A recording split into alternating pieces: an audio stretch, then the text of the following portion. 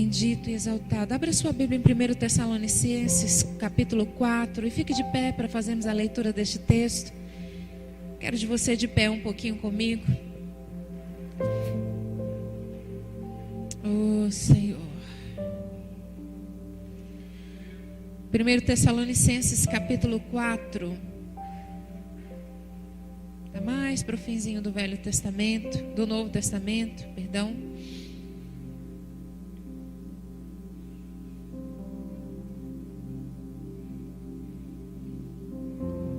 Efésios, Colossenses, Tessalonicenses. Aqueles que encontraram, digam glória a Deus. Eu quero fazer com você a leitura de todo o texto, amém? Acompanhe comigo, independente da tradução da sua Bíblia. Paulo escrevendo à igreja em Tessalônica diz: finalmente, irmãos, nós vos rogamos e exortamos no Senhor Jesus, que como de nós recebestes, quanta maneira por que deveis viver e agradar a Deus, e efetivamente estáis fazendo, continueis progredindo cada vez mais, porque estáis inteirados de quantas instruções vos demos da parte do Senhor Jesus.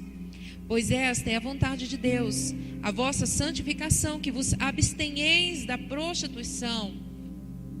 Que cada um de vós saiba possuir o próprio corpo em santificação e honra, não com o desejo da lascívia, como os gentios que não conhecem a Deus, e que nesta matéria ninguém ofenda nem defraude a seu irmão, porque o Senhor contra todas estas coisas, como antes vos avisamos e testificamos claramente, é o vingador.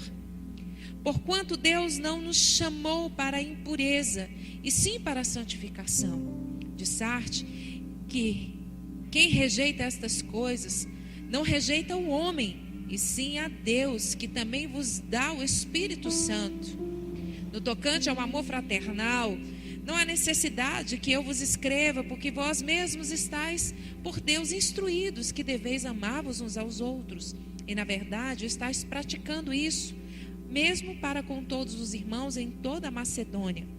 Contudo, vos exortamos, irmãos, a progredirdes cada vez mais e a diligenciardes por viver tranquilamente, cuidar do que é vosso e trabalhar com as próprias mãos, como vos ordenamos, de modo que vos porteis com dignidade para com os que de fora e de nada venhais a precisar.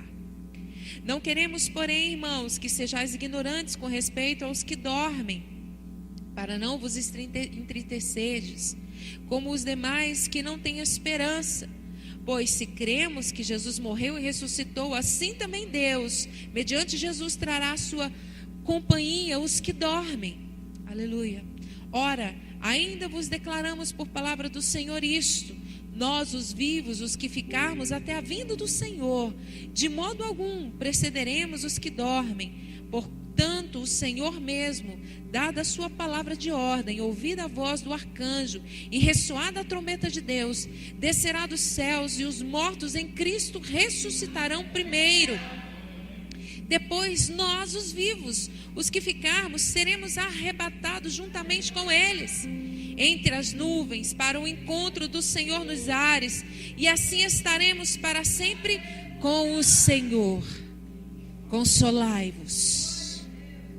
Consolai-vos, consolai-vos, consolai-vos,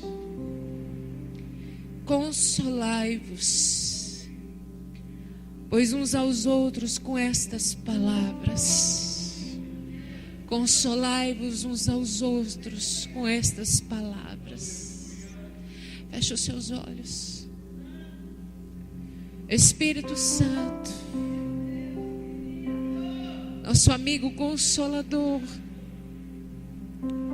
que a nós foi deixado quando Jesus partiu e foi para o Pai preparar a morada. A tua palavra diz que o Senhor nos ensinaria acerca de tudo aquilo que foi pregado, que foi ministrado, que foi escrito na tua palavra, nos consolando. E nesta noite, meu amigo consolador, O que eu te peço do alto é que o Senhor venha com as suas doces consolações sobre a tua igreja, em toda a face da terra, das igrejas que são perseguidas, aqueles que estão dispersos de todo o arraial de Deus, de todos os que um dia ouviram a tua voz e se perderam pelo caminho, de todos que estão angustiados, atemorizados, perdidos, perseguidos e afligidos em meio às tribulações, às dificuldades, os tormentos, as perdas, a violência, os transtornos, os abandonos, aos abusos, as dores, a solidão, a intermináveis sentimentos indescritíveis que só o homem é capaz de vivenciar. Venha nos consolar, Espírito Santo, com as tuas doces promessas. Venha nos consolar. Venha nos consolar. A cada homem e mulher, a cada criança, ancião, a cada um cujo Senhor conhece bem o coração nesse lugar. A todo aquele que um dia ouvir esta mensagem, seja pela internet, por um telefone, por um testemunho, que receba do Senhor o verdadeiro consolo, que a sua alma encontre a verdadeira paz que excede a todo entendimento, que te prepare em alma, corpo e espírito para a vinda do nosso Senhor. E é debaixo dessa expectativa, Espírito Santo, que nós nos rendemos ao teu amor e à tua misericórdia nessa noite, sabendo que o Senhor vive e reina, que não nos esqueceu, não nos abandonou, não nos deixou à deriva, à margem das lutas, das dificuldades e das situações dos últimos dias, mas que por causa das tuas promessas nós sejamos consolados nessa noite. E se toda a igreja assim crê nesta palavra, com uma voz forte, diga amém. Se assente glorificando o nome daquele que é digno, Jesus Cristo, seu Redentor, o seu Salvador. Irmãos, o Senhor é Deus que fala, amém? E ainda quando Ele não fala, Ele prepara ambientes para se revelar. Quando Jesus foi ministrar a última ceia com seus discípulos, a sua alma estava, acho que um pouco abatida e inquieta. E quando nós estamos assim, nós não conseguimos explicar muito as coisas, mas como Ele é o nosso Senhor que nos dá destino, Jesus não deu uma pregação aos seus discípulos aquela noite, não foram muitos conselhos, Ele criou um ambiente.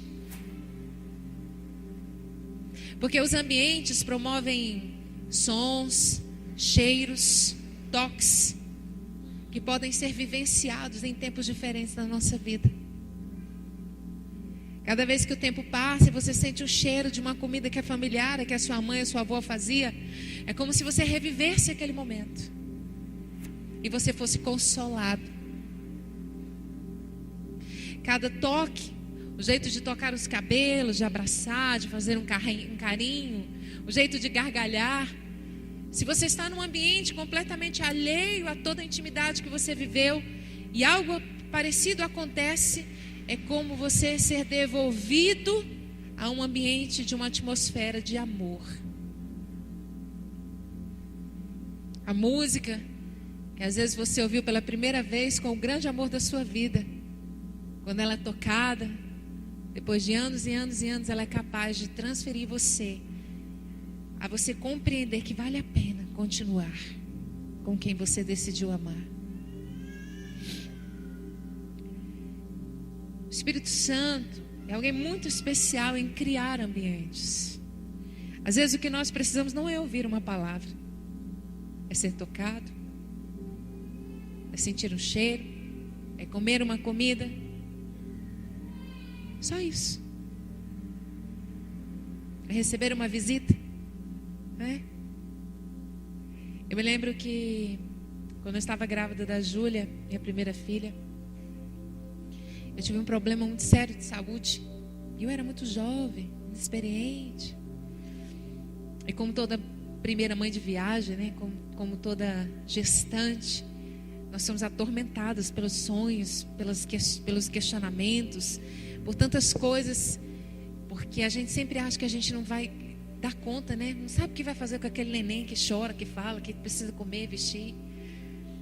E eu me lembro que eu tive um problema de saúde muito grave, muito difícil, que me limitou muito. Eu me lembro que um dia eu estava em casa sentindo muitas dores, e porque eu estava grávida eu não podia tomar muitos medicamentos fortes, problema sério na coluna.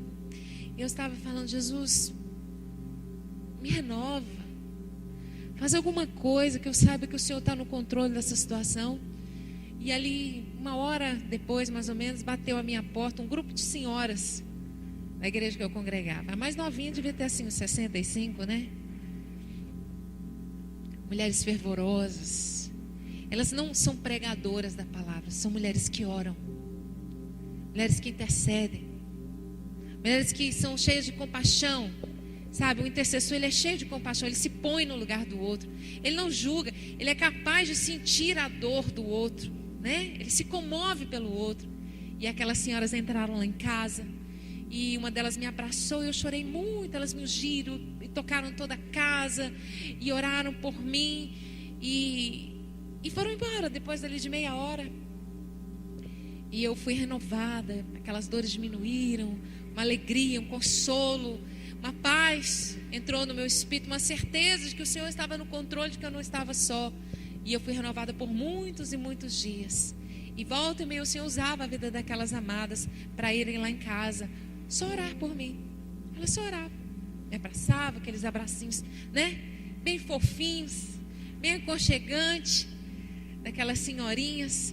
E você acha que elas andavam de carro? Elas andavam de pé, visitando todas as casas que Deus colocava no coração delas aquelas tardes. E graças a Deus eu pude uma vez ser visitada por estas jovens senhoras cheias de fogo, vasos de honra nas mãos do Senhor, que foram levar para mim o consolo de uma certeza de que o Senhor estava comigo. Mas nessa noite, mais do que promover um ambiente, eu quero deixar para você, como Paulo, quando escreveu a esta igreja, a clareza de algumas palavras que estavam no seu coração. Paulo tinha a dinâmica e a sabedoria de escrever com palavras de conhecimento, com instrução, com conhecimento, sabe? Paulo manifestava o mesmo Deus que é Deus de perto, também é o Deus de longe. E glória a Deus por isso. E somos alcançados até hoje, porque através do Espírito Santo, Paulo foi instituído como apóstolo, né? Ele fala: quem me instituiu como apóstolo foi quem? Foi o Espírito Santo. Porque como os demais apóstolos, eu não tive o privilégio de ser indicado, de ser comissionado por Jesus Cristo. Mas o Espírito Santo de Deus me convidou, me chamou, me intitulou, me comissionou ao apostolado. E escrevendo esta carta, incrível, a gente percebe que quando ele vai nos primeiros capítulos escrevendo, ele fala de um contentamento muito grande com essa igreja, de uma alegria, de uma realização, de uma igreja que deu certo, que funcionou. Mas como todo bom pai, ele tem uma palavra de direção, de orientação, de exortação. Porque toda palavra profética, ela deve ter esse rumo. Ela deve direcionar, ela deve dar destino, ela deve exortar a como proceder o caminhar para que o fim de tudo isso se torne bem-sucedido e frutífero. E ele cita algumas situações pelas quais eu identifico a igreja nos últimos dias, irmãos.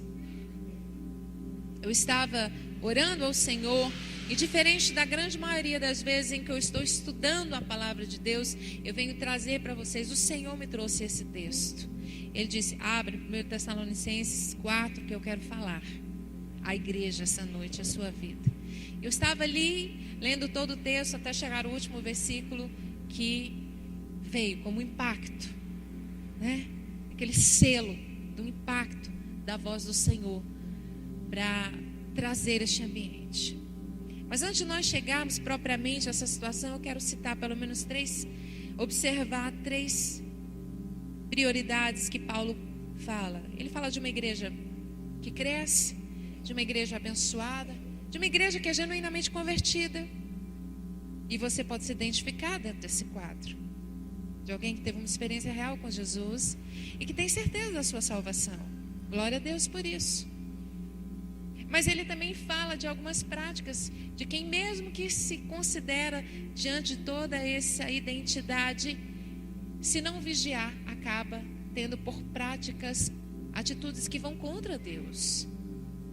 Às vezes, irmãos, nós estamos iludidos em algumas práticas pecaminosas, e quando nós somos advertidos no meio do corpo por um líder, por um pastor, por um irmão mais velho, por um profeta, nós temos a tendência de nos ferir contra essa pessoa. E na verdade, Paulo está dizendo que estas práticas, elas não são contra o homem. Nós não estamos ferindo o homem, não é o homem que está nos ferindo, não é um problema pessoal, mas isso fere a Deus. E à medida em que esse constrangimento excessivo, pela ausência e a decisão de não querer abandonar essas práticas, ela traz um rompimento com o corpo. A insatisfação com o corpo, ela é real. Quando nós não queremos abrir mão de práticas pecaminosas que vão nos afastando de uma vivência com o Senhor, nós temos a tendência de interpretar isso errado. Achamos que o Senhor ainda é conosco e é o povo, é a igreja, é o corpo que está contra nós. Mas na verdade é o inverso, porque na convivência, na dedicação da vivência, da rotina, que Deus usa o corpo para falar a sua vontade. Em nenhum momento Deus quer romper a sua comunhão conosco. E é por isso que Ele usa a comunhão, é por isso que Ele usa o corpo, é por isso que é tão importante congregar, é por isso que é tão importante estar presente. Porque se relando, se esbarrando, é caminhando junto, é sentindo que nós vamos, tomando o prumo certo das coisas. Porque nós não somos tão autodidatas ao ponto de aprender sozinhos. E é por isso que nós precisamos do corpo. Quando Paulo cita aqui de várias formas a prática da prostituição, primeiro ele diz: abandoneis a prostituição, se abstenhais dessa prática. Depois ele diz logo em seguida que nós devemos entrar com o processo de santificação com o corpo, nem praticar a prostituição com o outro, que são as práticas sexuais das quais o Senhor abomina, não praticar com o seu próprio corpo sozinho tais práticas, e nem tampouco defraudar o irmão. Paulo está falando sobre uma prática de alguém que tinha no mundo, que uma vez em Cristo Jesus precisa ser abandonada. E como que é esse abandono? É não fazer como se fazia no mundo, e hoje em Cristo não fazer com o seu próprio corpo, e nem tampouco iludir o seu irmão de sua convivência a uma prática de moralidade. Ou seja, ele abrange todas as áreas da vida. Às vezes nós temos a tendência de achar que porque nós abandonamos a vida de prostituição no passado, quando vivíamos no mundo, a prática hoje da masturbação, da pornografia, são coisas que não condenam, mas elas afastam você do Senhor. Elas afastam você da sua família. Elas afastam você da comunhão do corpo. Quando nós, muitas vezes, insistimos por práticas como essa, onde o mundo está dizendo: ninguém está te vendo, ninguém vê seu celular, ninguém vê seu computador, ninguém vê suas redes sociais, ninguém vê o que você pesquisa, está tudo certo. E nós vamos ver a degradação dentro de tantas famílias, irmãos, de homens e mulheres sendo destruídos, porque não estão num caminho de santificação, não estão separando o seu corpo físico, literalmente. Não estão cuidando dos olhos. E de onde vêm as corrupçências da carne. E quando os nossos olhos são corrompidos, o nosso coração é corrompido. E Deus está dizendo que não dá para andar tudo junto isso. O Senhor está dizendo: ei, vocês aí que se converteram nessa igreja, vocês se abandonaram a prostituição, de vez em quando tem vontade de se prostituir lá fora, né? Quando tem a festa no trabalho, quando tem a viagem do trabalho, quando tem a festa na faculdade. Hoje em dia, no meu tempo, tinha o tal do agente secreto, né? Eu estudava numa sala e aí, tipo, todo mundo sabia que eu era crente, mas eu não sabia que ninguém era crente. E tinha um monte de crente lá, os agentes secretos, né? Hoje em dia, tem muita gente que diz: não, eu sou crente, confio em Deus, eu tenho um temor, mas não dá testemunho. E esse testemunho não é porque você é proibido disso, é o Senhor dizendo para você: olha, abre mão de tais práticas, porque isso fere a minha santidade. Logo, se você quer se relacionar comigo, você precisa se tornar santo como eu. Você precisa sim renunciar. E talvez a gente cuide tão bem do espírito, a gente nutra tão bem a alma com os processos de coach da vida, né? Ultimamente o coach veio assim trazer o acesso à alma de todos nós, da afirmação, da produtividade, que funciona, de que dá certo. Mas o nossa carne, o nosso corpo físico, esse não está sendo privado. Esse não está sendo separado. E o Senhor está dizendo através da vida de Paulo aqui que tem que separar. E é em amor que eu quero dizer para você, querido, que se você ainda tem essa prática, se você ainda não fez um acordo com os seus olhos, como disse Jó, sua esposa. Um dia Jó disse, no meio de toda a aflição, angústia e perda que ele estava vivendo, ele disse: eu fiz um acordo com os meus olhos, de não olhar para moça alguma. Jó estava dizendo: eu não quero olhar, desejar e pecar. Eu estou fazendo um acordo. Hoje, querida, é tão difícil. A gente anda outdoor para todo lado, com mulheres seminuas, né? As fotos que investem nos homens, todos, né, com o seu perfil, o seu corpo, assim, realmente seduzindo. As crianças hoje em dia não querem mais brincar. Elas acabam assimilando o que os desenhos ensinam. Os desenhos das meninas são muito sensuais. E todas essas coisas que vão remetendo. Agora pense, se o mundo, se o governo, se o marxismo que entrou, fundamentou, se estabeleceu, está aí dentro das escolas enraigados, está chamando, está ensinando, orientando, está doutrinando as nossas crianças a ter uma atividade sexual precocemente.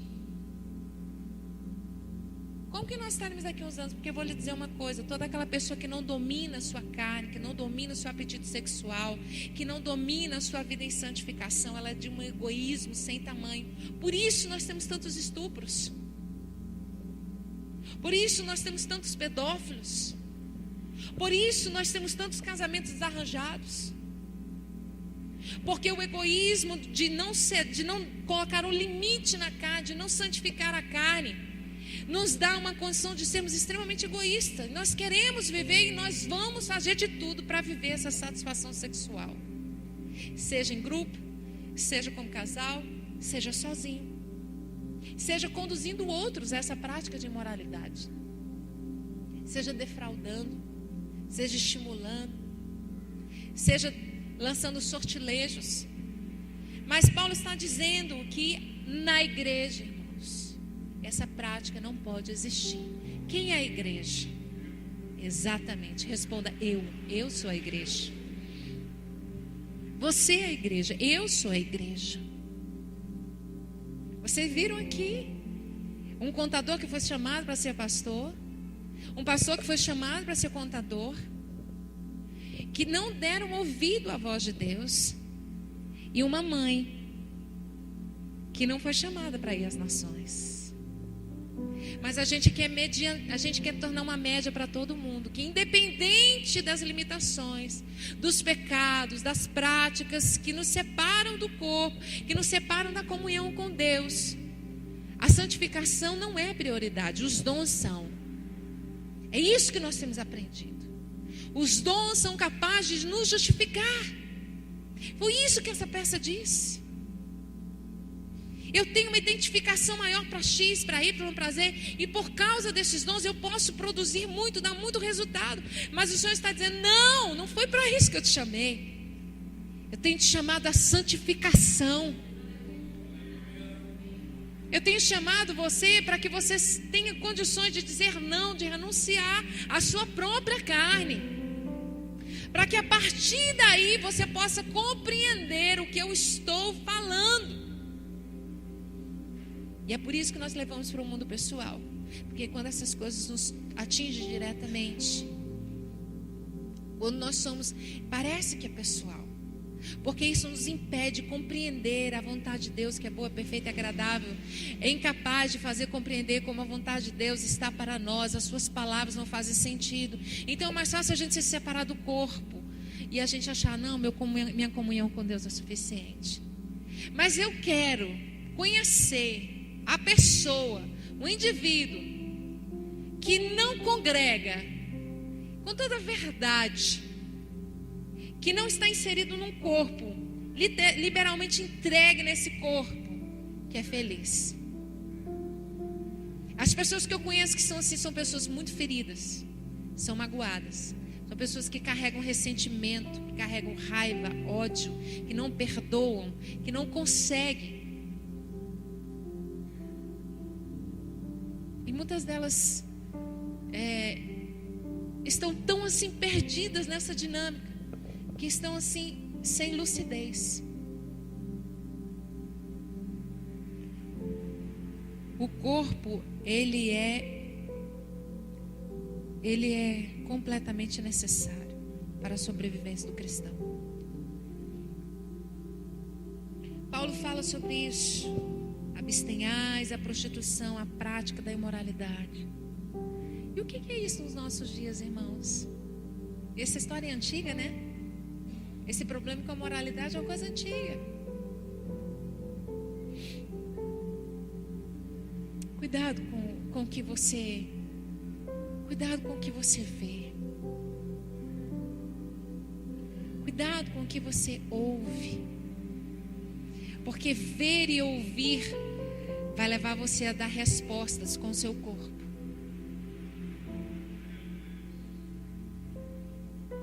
A Loma estava lá em casa e ela estava tentando explicar uma coisa para Maria Fernanda, que pegou o computador lá de repente, mexeu no negócio e fez funcionar. Ela correu preocupada para ver o que a Fefa estava vendo. E aí ela começou, ela não interviu, mas ficou preocupada. Eu sentei do lado da Maria Fernanda e falei, filha, você não pode mexer no computador sozinho. Porque às vezes esse computador, às vezes é como se ele tivesse vida própria. E aí ele pode mostrar para você uma coisa que eu não quero que você veja, que você não deve ver. Por isso você sempre tem que pedir a mamãe orientação do que ver, de como mexer, pedir permissão. Porque senão essas coisinhas podem levar você para um lugar que pode deixar o seu coraçãozinho duro. E aí você pode conhecer o pecado, e o pecado vai te afastar do Papai do Céu. E aí ela captou e começou a cantar. É como diz a musiquinha, né, mamãe? Cuidado o olhinho no que olha. O Salvador do céu está olhando para você. Cuidado o olhinho no que vê. Cuidado a mãozinha onde pega. Cuidado o pezinho onde pisa. Porque o Salvador do céu está olhando para você. Não há nada, irmãos, já dizia o salmista, que seja no mais profundo abismo onde eu fizer a minha cama, ou nos mais altos cumes ou montes, o Senhor estará lá. Ele estará lá. Meu Deus, como eu tenho visto um Deus real nesses dias.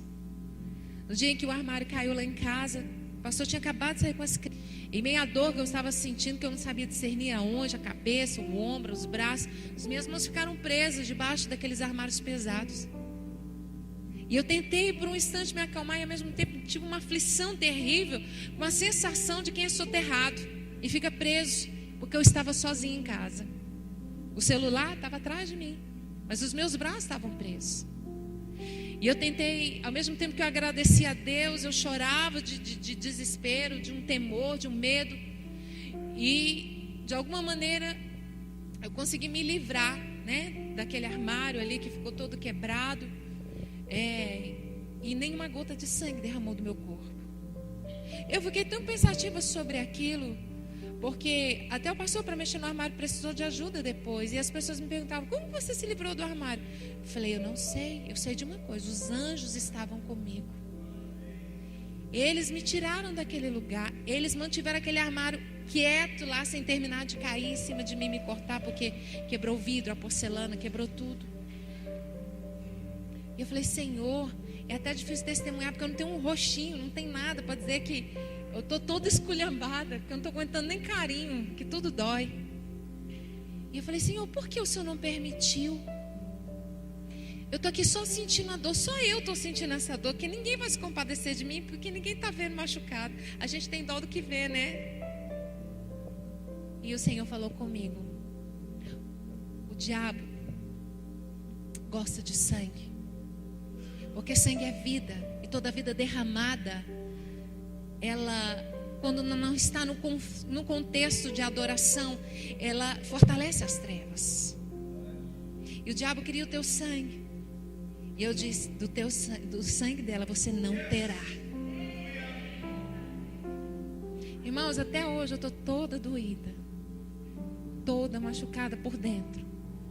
Mas o Senhor não permitiu nada quebrar, nem o roxo, nem o inchaço, nada. E eu vi Deus naquele momento comigo. Eu vi os anjos do Senhor naquele momento comigo. Eu estava sozinha, mas eu não estava sozinha. Então não se iluda, porque onde quer que você esteja, seja num ambiente de livramento, ou seja num ambiente de promiscuidade, o Senhor estará lá. E Paulo continua falando que, além de abandonar essas práticas que ferem a Deus, aquele povo deveria andar preocupado com a sua vida na rotina do dia a dia, trabalhando, cuidando dos seus negócios, dando andamento à sua prática de rotina, cuidando dos seus interesses, para não viver perdido. Porque tem gente que não... Irmãos, e graças a Deus esse negócio não é só de hoje, mas até hoje a gente vê pessoas que não querem nada com o trabalho, e acham que as pessoas, os irmãos, têm a obrigação, não é um desejo, mas eles têm a obrigação de simplesmente sustentar, de cuidar, de dar, de abençoar, de dividir. Não é uma obrigação. Nós somos chamados a esse desafio e fazemos isso, mas nós precisamos produzir, nós precisamos trabalhar, nós precisamos cuidar das coisas, nós precisamos servir. Ainda que você não tenha um trabalho fechado, se você tem tempo disponível, procure alguém pelo qual você possa servir. Sabe aquelas pessoas que você vê na rua, que vendem uma fruta, que vende um pão, que vende um pano, que vende um saco? Você vê tantos pais de família que às vezes ganham poucas moedas, que são pessoas assim, que a gente vê que em outro tempo tiveram bons empregos, tiveram outra condição, mas ele é digno daquilo que ele faz, por mais simples que seja, porque ele faz com honra. Por mais que sejam moedas, ele está ali trabalhando, e o trabalho dignifica, irmãos. Esse negócio de hoje em dia, não sei o quê. Não falta oportunidade de trabalho para quem quer. Mesmo nos dias de maiores crises, as coisas ficam difíceis, ficam apertadas. Mas quando nós nos depositamos aos pés do Senhor, ainda que seja um bico, ainda que seja uma situação, ainda que seja você trocar o seu trabalho por um prato de comida, mas a provisão do Senhor não vai faltar. Eu sei o que é isso. Eu vivi isso na minha casa por muitos anos. Eu sei o que é. Não vai faltar. E você será dignificado. E Paulo está dizendo: ei, vocês, não é porque Jesus disse que vai voltar que vocês não têm que fazer nada da vida, não. Não, irmãos, vamos continuar a nossa rotina. Vamos cuidar da nossa rotina para nós não sermos pesados na vida dos outros. É isso que Paulo está dizendo. E nisso ele está dizendo também que é necessário, porque muitos usam dessa desculpa para dar golpes. Essa, resumindo, é o que ele está falando. Para golpear, para que o outro sinta comiseração, compaixão excessiva. E na verdade, aquela pessoa não quer ser transformada nesse propósito de vida, de dificuldade, mas ela quer continuar tirando dos outros. Você tem um parente assim? Aquela pessoa bem assim, que sempre, né? Coitado, Coitado, coitada. A pessoa geralmente tem assim um dom, é a pessoa capacitada. Você fala, poxa, por que nunca dá certo para fulano? E aí fulano está sempre lá, chorando, porque não tem isso, porque não tem aquilo, porque não tem o quê. Sempre, e sempre vivendo, dependendo da bondade alheia. E Paulo está dizendo que isso não é certo. Nós não podemos viver a nossa vida assim. Todo mundo tem suas fases, todo mundo tem seus dias difíceis. Isso é natural e é comum para todo mundo. Mas nós não podemos ficar apegados a isso. Isso não é certo, irmãos. Amém? E Paulo vai falando de todas essas situações que nós estamos inseridos no nosso dia a dia. E nós temos vivido dias difíceis. Como brasileiros, tantos escândalos, tanto roubo, tanta corrupção, tanta dificuldade. Como isso nos atinge, não é, irmãos? Como isso entristece, como isso nos envergonha, como isso nos deixa sem uma identidade. Os sonhos são roubados, a esperança se vai, a impunidade domina, a violência cresce. A gente perde a alegria de vencer na vida porque a gente já pensa na tragédia. Quantos de nós ou vivemos a violência de perto, num assalto, num furto, num roubo, ou conhecemos alguém bem de perto que sofreu, que foi assassinado, que foi ferido, que foi golpeado, que está no hospital, que perdeu a vida, que está deficiente. E isso vai nos roubando a alegria de viver a vida comum do dia a dia. Vai nos tirando a alegria de estar aqui congregando. Gera depressão sobre tantos que preferem ficar em casa com a televisão ligada, pensativo, remoendo os sentimentos, as situações difíceis. Os casamentos vão se enfraquecendo por causa das dívidas acumuladas, por causa da falta de comunhão, o amor se esfriando. Os filhos, oh meu Deus, os filhos são os que mais têm sofrido nos últimos dias, porque eles perderam tudo. Eles perderam o país e o seu futuro. Eles perderam aqueles mestres que os ensinavam a sonhar. Eles perderam seus pais porque já não estão mais casados, estão divorciados, abandonados. Eles têm que se adaptar ao novo casamento dos seus pais. Eles perderam a comunhão com os irmãos. Eles perderam tudo. Eles perderam a fé nos seus professores. Eles perderam a dignidade. Eles perderam a força da juventude. Estão frustrados, desanimados, deprimidos. Estão morrendo, tirando suas próprias vidas. Os dias são maus. Mas Paulo está dizendo que mesmo assim, versículo 18, abra sua Bíblia e leia aí comigo.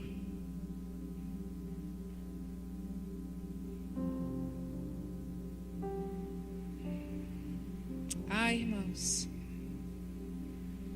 a Bíblia fala que os últimos dias o amor de muitos se esfriaria.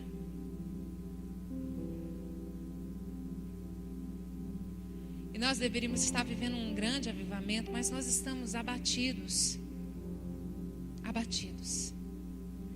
Mas o versículo 18, Paulo diz: consolai-vos uns aos outros com estas palavras. Quais são as palavras? Versículo 13: não queremos, porém, irmãos, que sejais ignorantes quanto com respeito aos que dormem, para não vos entristecerdes como os demais que não têm esperança. Paulo está falando daqueles entes queridos que morreram, que nós tanto amamos. Para a gente não ficar desesperado quanto aqueles que não tiveram ainda uma experiência com o Senhor e não entregaram suas vidas e não fizeram dele redentor da sua vida, que estão em desespero por essas perdas.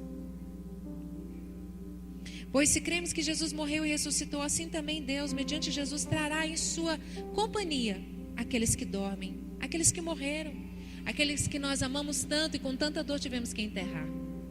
Ora, ainda vos declaramos por palavra do Senhor isso, nós, os vivos, nós aqui, igreja, tomados pela glória, nós os que ficamos, nós que estamos aqui, provavelmente, há uma grande probabilidade de ficarmos vivos até a vinda do Senhor. De modo algum precederemos aos que dormem.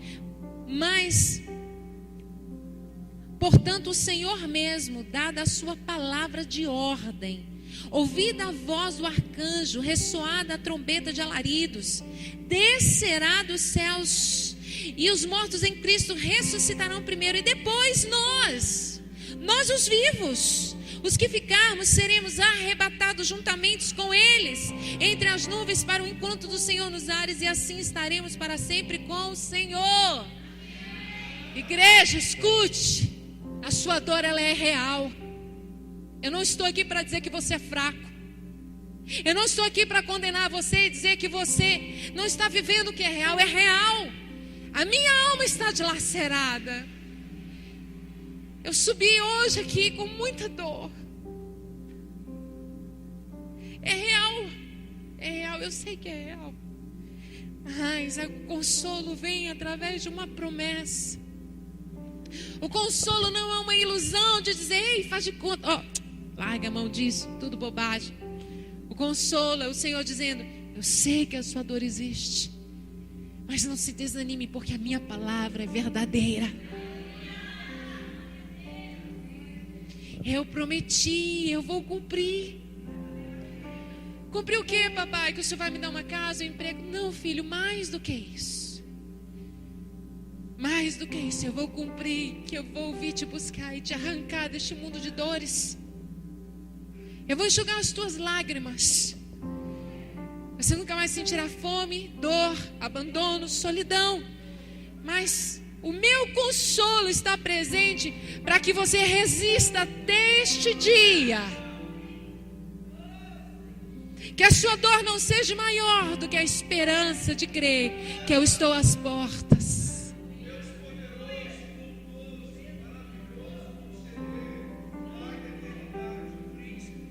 Por isso ele está dizendo, consolai-vos uns aos outros com estas palavras. Vivi, está doendo. Eu sei que é real a sua dor, mas Jesus vai voltar para te tomar nos braços. Minha família, outro dia, minha filha dizia do meio, mamãe, Jesus fica aí falando que vai voltar, mas ele não chega nunca. Será que isso é verdade? Não sei, eu estou crescendo, estou deixando de ser criança. Eu quero tanto ir para o céu criança. Eu olhei aquilo, eu chorei, eu falei, Senhor, os dias são tão difíceis que até as nossas crianças sentem isso. Por isso elas clamam a tua vinda. Porque elas veem nisso a esperança de continuar sendo preservadas em ti. A alegria de poder brincar todos os dias. Por toda a eternidade. Sem a preocupação de crescer. Os nossos filhos veem o sofrimento dos nossos rostos. Eles sentem a nossa dor. Eles sofrem com aquilo que nós não conseguimos resolver. E pensativa sobre isso, o Senhor diz, consolai-vos, consolai-vos. Irmãos, Deus é tão especial que nos momentos mais difíceis, quando nós não conseguimos entender, discernir, compreender a sua palavra, Ele não se ofende, mas Ele nos consola com as suas promessas. Ele diz, só mais um pouco, aguarde só mais um pouco, eu vou cumprir as minhas palavras. Consolar é aliviar a dor, o sofrimento, a aflição do outro com palavras, recompensas ou promessas. Proporcionar ou sentir satisfação. Ele está dizendo que deixou para nós um consolador, e esse é o Espírito Santo. Mas Paulo diz aqui que nós aqui devemos consolar uns aos outros. Faz parte do processo. Somos nós que devemos dizer, como disse a Luane esses dias, eu falei, viva o seu luto, viva a sua dor, ela é importante ser vivida, porque o Espírito Santo estará aí para te consolar, para dizer que Ele soube arquitetar toda a dinâmica e o processo. Tantas coisas que às vezes assim a gente não tem nem como falar, né, irmãos? Mas Ele é capaz de nos consolar. E mais do que isso, eu quero dizer a você, igreja abençoada no Senhor Jesus, aprendam a se consolar uns aos outros. Vamos deixar a murmuração de lado, a fofoca, a condenação, o julgamento. Amém?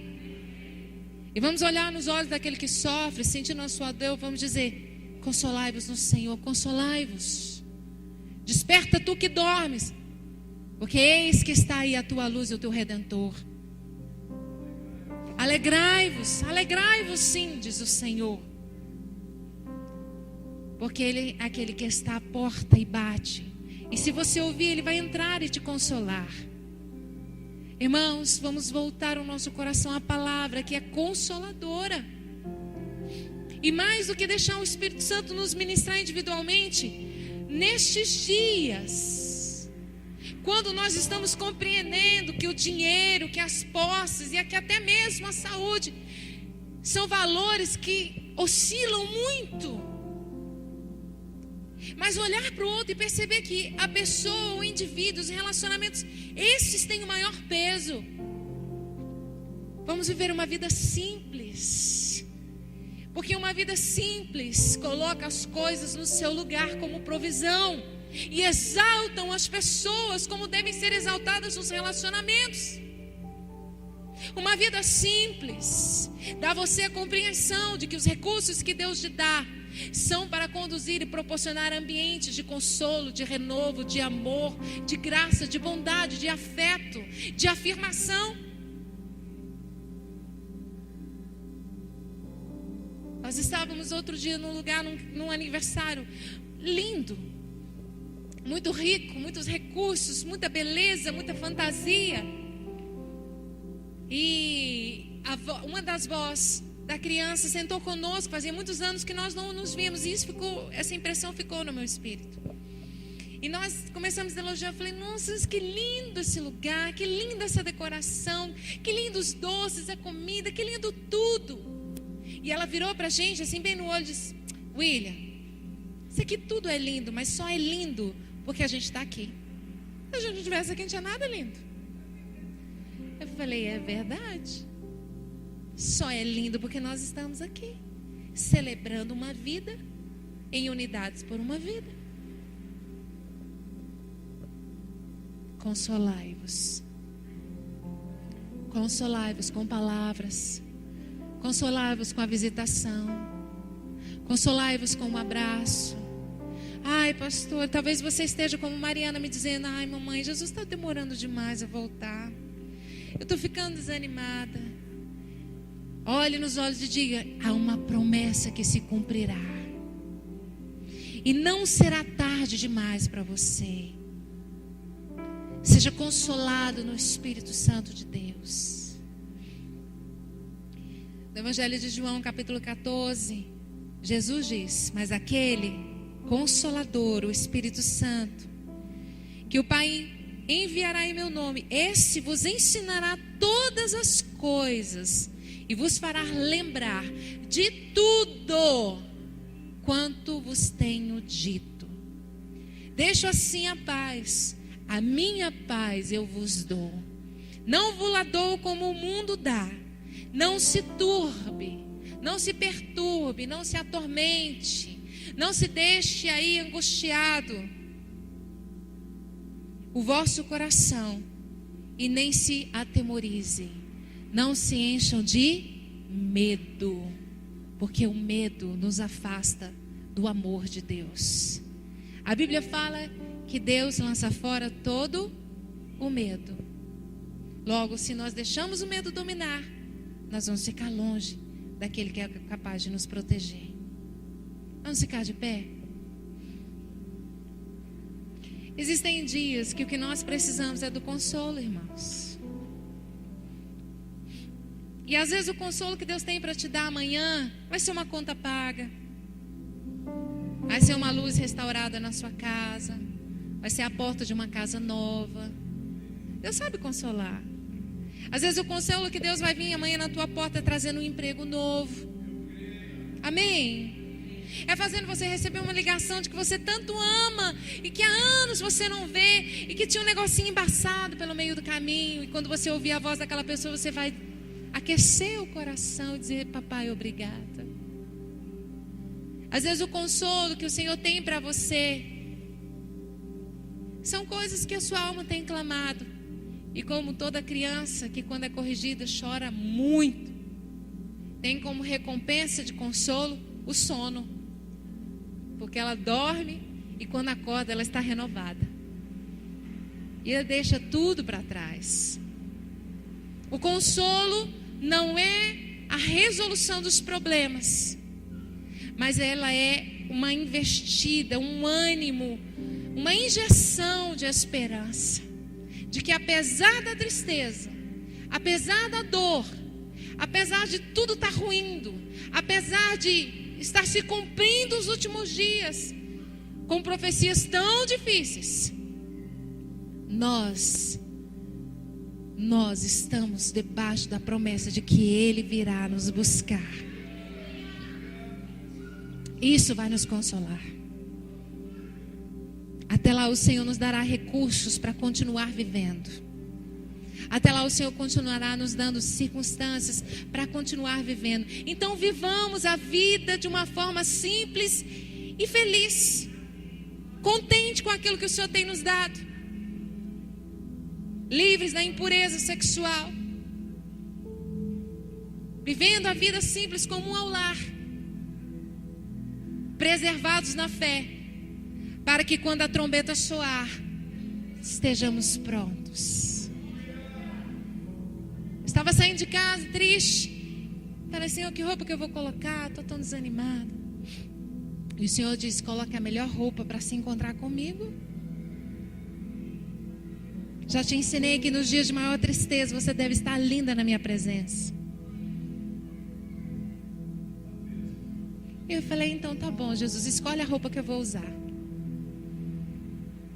Rapidinho arrumei. Nos dias que o inimigo mais afrontar a tua alma e as perdas estiverem presentes, porque elas também fazem parte do processo da vida cristã, não deixe o seu semblante caído. Ainda que com lágrimas nos olhos, olhe para o alto e diga como Jó: eu sei que o meu Redentor vive. E Ele já se levantou sobre a face da terra em meu favor. E tem preparado os seus anjos, que estão inquietos de um lado para o outro, aonde o nosso querido arcanjo tocará esta trombeta bendita. E aonde houver um cristão sobre a face da terra, onde houver um homem e uma mulher que tiver confessado Jesus Cristo como o único Senhor, Salvador da sua vida, serão levados aos ares, como recompensa de um relacionamento íntegro, digno, fidedigno, bendito, prazeroso por toda a eternidade. E neste dia nós vamos rever os nossos entes que perdemos ao longo do caminho, ressuscitados com o Pai, como filhos do Deus Altíssimo. Hoje precisamos manter a comunhão do corpo como irmãos, porque somos filhos do mesmo Pai. Fomos comprados pelo mesmo sangue que foi derramado na cruz do Calvário. Eu não sou mais que você, você não é mais do que eu. O Senhor só nos trata mediante as circunstâncias que a vida nos proporciona. Mas o amor dele por nós é absolutamente igual, poderoso, bendito, reconciliador. Então vamos nos acertar, irmãos. Vamos nos acertar, vamos não desistir uns dos outros. Não desista da sua família, do seu marido, da sua esposa, dos seus filhos. Vamos nos consolar mutuamente. Vamos dizer: ei, vamos deixar dessa bobagem. Vamos deixar isso de lado. Jesus está aí às portas. Vamos nos preparar com vestes de santificação.